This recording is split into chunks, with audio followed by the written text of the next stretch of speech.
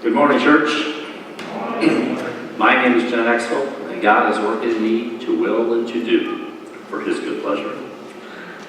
Jane and I have attended CPC since 1999, and after retiring from a 30-year career in the Navy in 2003, I was called here to CPC as your senior church executive. Now, this is not a typical job for a naval officer or for an engineer. Definitely not what I thought I would be doing after I retired. I assumed I would be down in shipyards building ships someplace or in Washington, D.C. running the ship program. But as I walked my faith journey, God was working in me, and He showed me other possibilities that would have a more eternal perspective or impact. He was working in me to desire something more than just a vocation in life, and if I was willing to be willing to help me do it, He opened the door, and I stepped through. In 2008, Pastor Mark led us on what I consider one of the most visionary steps of faith, Revolution Capital Campaign.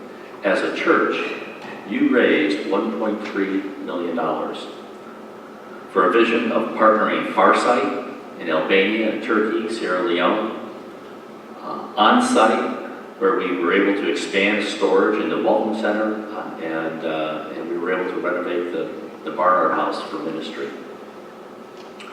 And the most meaningful one to me was off-site, providing grants for us, the CPC congregation, to step out in personal ministries.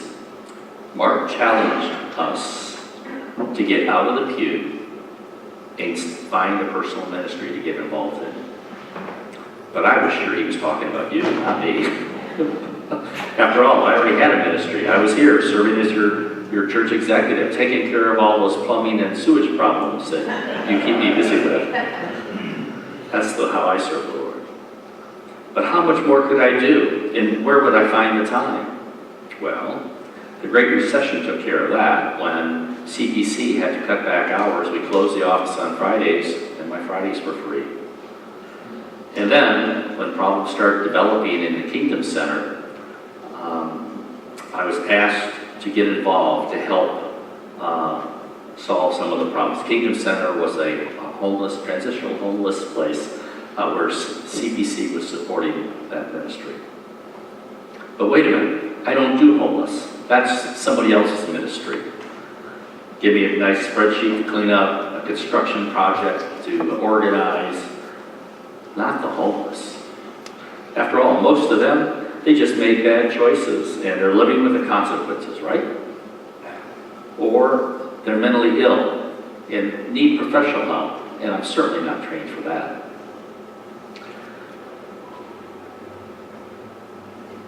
From our last sermon series, which was Laverton's book called, he wrote, if our vocation, and he defined vocation as hearing and living in response to the love of God for the sake of the world.